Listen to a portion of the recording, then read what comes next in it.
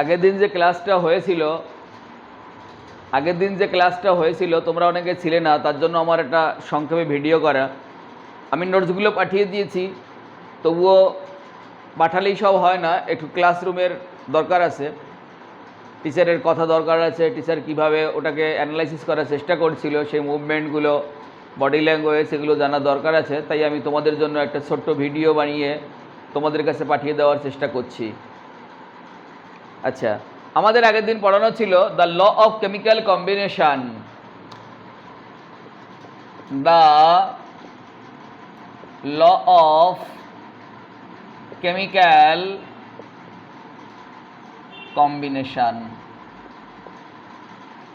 এটাকে দেখা গেছিল আমরা ভাগ করেছিলাম প্রথমে একটা মাসের রেসপেক্টে, in respect of mass, in respect of mass, আর ইন রেসপেক্ট অফ ভলিউম লেখা আছে আমাদের, তবু আরেকবার একটু ধরিয়ে দিচ্ছি। ভলিউমের মানে হচ্ছে Gay Lussac gas volume law of gaseous volume, এটা একটাই মাত্র আছে, এবং যেটা বানিয়েছিলেন গ্যালুসাক। আর এরা চার প্রকার। প্রথমে অন হচ্ছে conservation of mass, law of constant proportion বা ল অফ ডেফিনিট প্রপোর্শন। 3 দাগে বলা ছিল law of multiple proportion.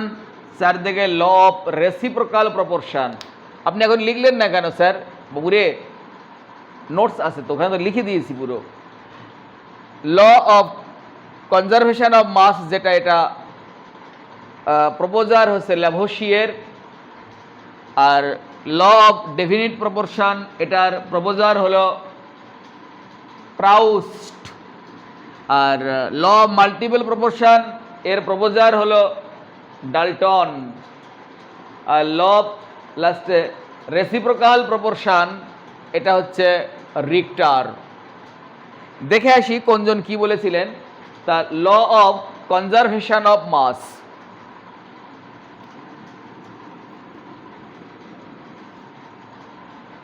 Conservation of mass,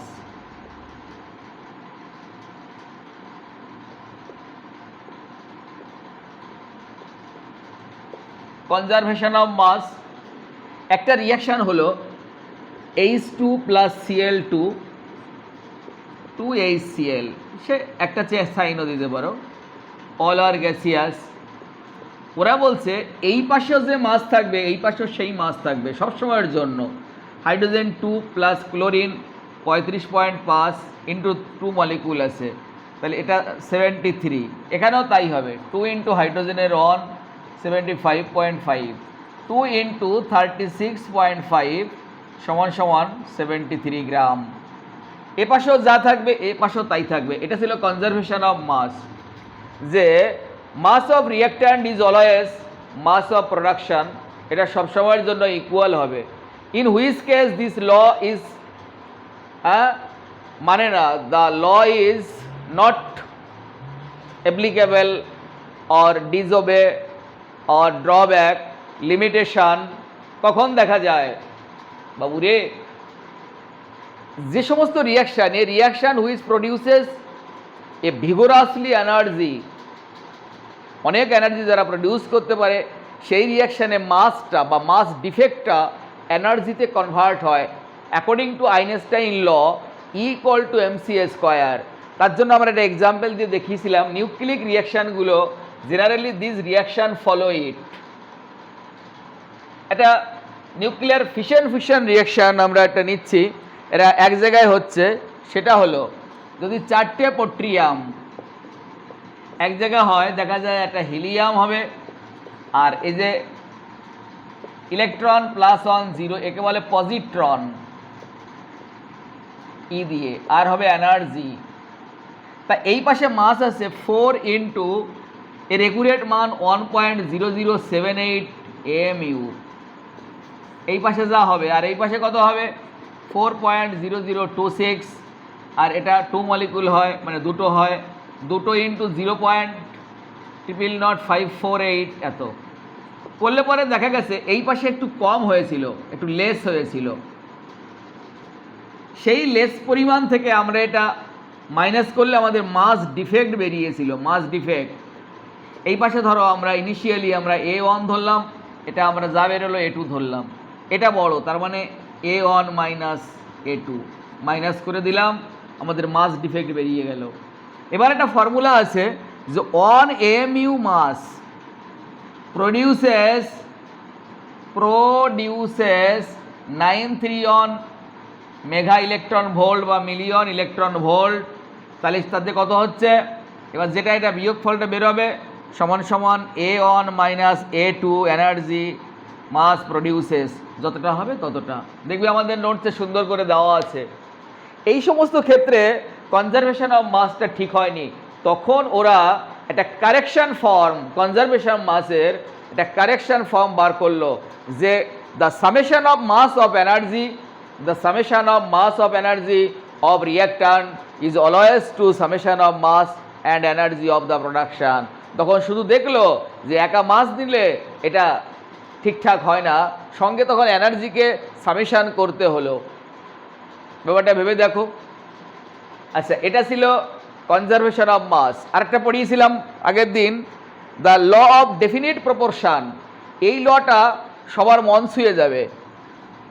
The law of definite proportion, the law of definite proportion, law of definite proportion, the law of definite proportion। এটা কি sir? এটা from any source a certain compound having the same composition ratio, যে কোনো source থেকে produce হোক না কেন, যদি সে একটা কম্পাউন্ড হয়, এ সেম কম্পাউন্ড, যেমন water, if we consider water, it comes from either river or canal or fountain or rain or any other source, then hydrogen is to oxygen, weight of hydrogen is to oxygen ratio, hydrogen to oxygen 16, that means 1:8। এটা always constant হবে from any source. তার মানে certain সাবস্টেন্সের ক্ষেত্রে তাদের মাস ratio constant, এটা পেলাম আমরা। Certain substance এর জন্য মাস রেশিও কনস্ট্যান্ট। সার্টেন সাবস্টেন্সের জন্য তাদের মাস রেশিও কনস্ট্যান্ট, এটা আমরা পেলাম। এইবার এটাকে কনভার্স প্রসেসে সেই কথাটা বলতে হবে। যদি মাস রেশিও কনস্ট্যান্ট হয়, then they produce same compound. If the composition of the component is same ratio, then they produce in all times the same compound. ঘুরিয়ে আবার সেই কথাটা বলা, the girl is my sister, she got the first prize, the girl who got the first prize is my sister, ঘুরিয়ে বলা।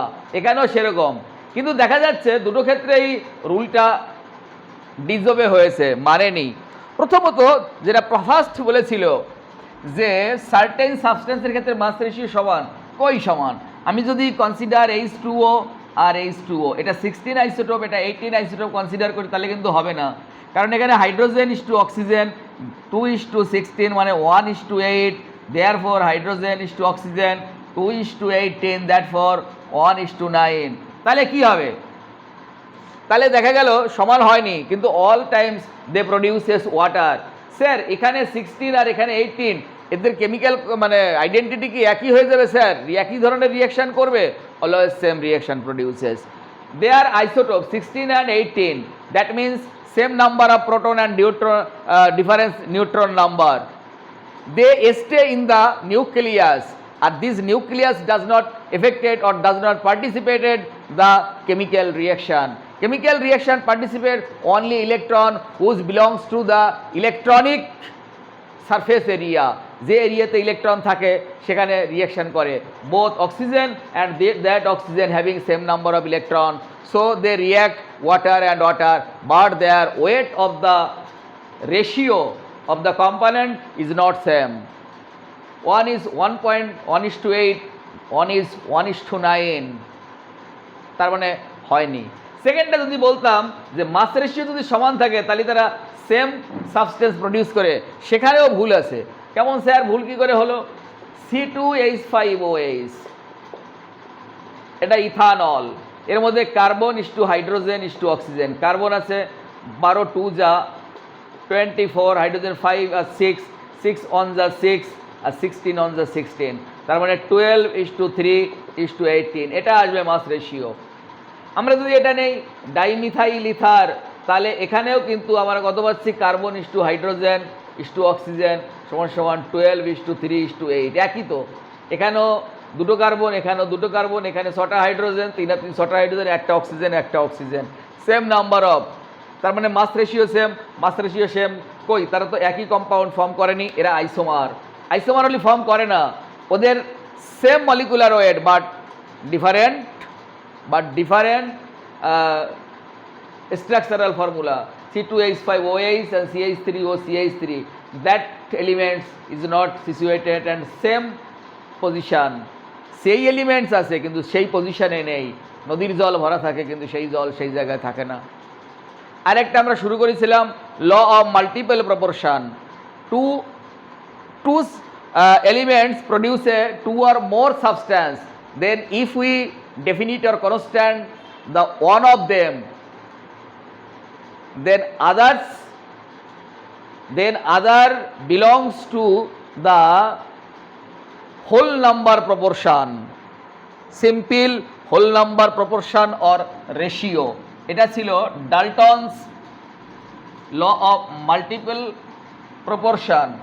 ব্যাপারটা কেমন? Carbon and oxygen, one time produces carbon dioxide, other time produces carbon monoxide.